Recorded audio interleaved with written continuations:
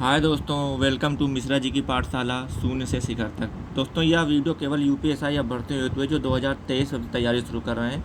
मेरे माध्यम से आप लोगों को ऐसे साधारण और आसान भाषा में नोट्स प्रोवाइड कराए जाएंगे। मैं स्वयं लिख के बनाऊंगा क्योंकि सुविधाओं का अभाव है। तो आप यहाँ से एक तैयारी कर सकते हैं। एक अच्छा कंटेंट जो एग्ज़ाम पॉइंट ऑफ व्यू से अच्छा होगा, उसकी एक कोशिश की जा रही है। पसंद आए तो लाइक शेयर सब्सक्राइब अवश्य कीजिएगा। तो आज का हमारा टॉपिक रहेगा हिंदी भाषा का विकास क्रम। हेडिंग बना लीजिए आप लोग, हिंदी भाषा का विकास क्रम।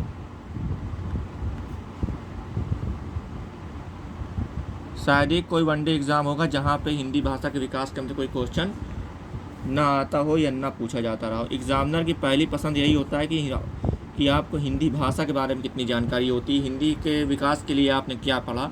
और भारतीय संविधान में भी हिंदी भाषा के लिए एक अलग से भाग दिया गया हुआ है। वो आप संविधान में ऑलरेडी पढ़ते हैं कि हिंदी भाषा का विकास किया जाएगा, गवर्नमेंट ऑफ इंडिया के माध्यम से किया जाएगा।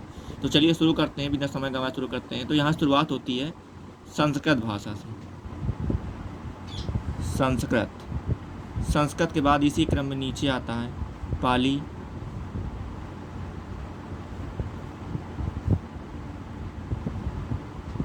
प्राकृत, अपभ्रंश,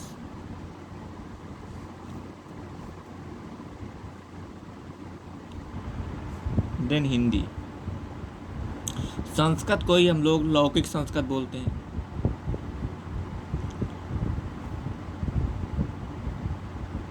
लौकिक संस्कृत, इसी का दूसरा रूप वैदिक संस्कृत, और इसी को आदि जननी बोला जाता है। ध्यान रखिएगा, सबसे इम्पॉर्टेंट क्वेश्चन, इसको इम्पॉर्टेंट कर लीजिए।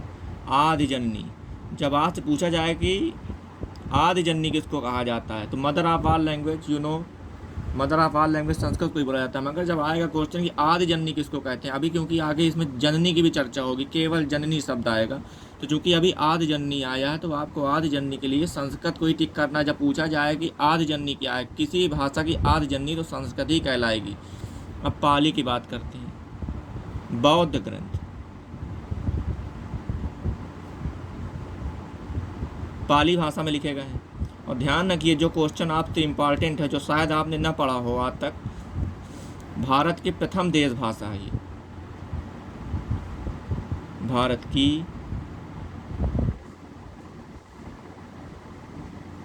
प्रथम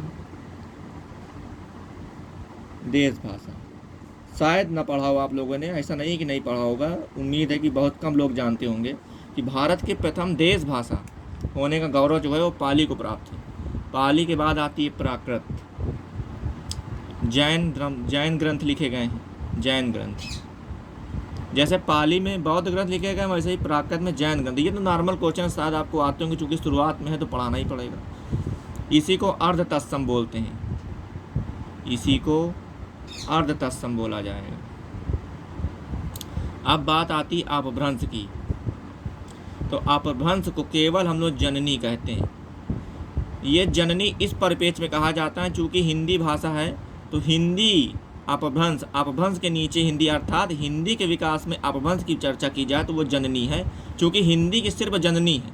मगर जब आदि जननी की बात आएगी तो mother of all language Sanskrit की आदि जननी कहलाई जाएगी।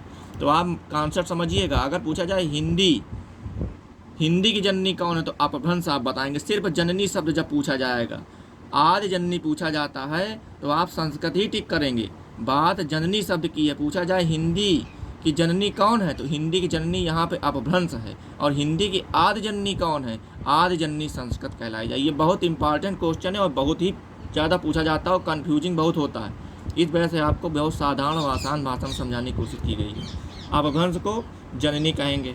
और इसमें एक नोट लगा लीजिए, जो नोट अक्सर बड़े एग्जामों में, जैसे यूपीएसआई है या आप आर ओ देंगे तो स्टेटमेंट वाला, हालांकि आर ओ तो नहीं आएगा, लेकिन हाँ ये कि स्टेटमेंट वाले क्वेश्चन जितने भी होते हैं वनडे एग्ज़ाम में, उसमें पूछा जाता भी है कि आचार्य भरत,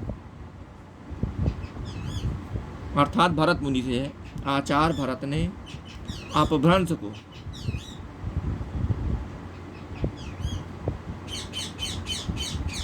अशुद्ध भाषा कहाँ है? अशुद्ध भाषा कहाँ है? आपने हिंदी पढ़ी होगी तो आचार्य भरत के कई संदर्भ मिलते हैं स्पेशल कोटेशन के रूप में, जैसे रस में भी उन्होंने कई सारे रस, मतलब एक रस को नहीं माना है, उसकी चर्चा यहाँ नहीं की जा रही। यहाँ आपको हिंदी भाषा के क्रम में बताया जा रहा है कि आचार्य भरत ने अपभ्रंश को अशुद्ध भाषा कहा है। तो ये क्वेश्चन कभी कभी आ सकता है कि किस विद्वान ने अपभ्रंश को अशुद्ध भाषा कहा है, तो आचार्य भरत ने अपभ्रंश को अशुद्ध भाषा कहा है। अब हिंदी आती है, हिंदी में तद्भव कहा गया है, तद्भव कहा गया है। तो दोस्तों इसके आगे की वीडियो आपको नेक्स्ट उसमें प्रोवाइड करा दी जाएगी। अभी तक आप खाली रिव्यू दीजिए कि आपको यहाँ तक मेरी कोशिश कैसी लगी। अच्छी लगी हो तो लाइक सब्सक्राइब शेयर कीजिए, और कुछ सजेशन हो तो आप कमेंट में दीजिएगा, मगर निगेटिव कमेंट मत करिएगा। एक कोशिश की गई है, अच्छे ही क्षेत्र में की गई है, ख़राब क्षेत्र में नहीं की गई है। तो आपको पसंद आए तो लाइक कीजिए और आगे लोगों को बताइए। इन फ्यूचर आपको अच्छी जगह जो है वीडियो प्रोवाइड किए जाएंगे। Thank you.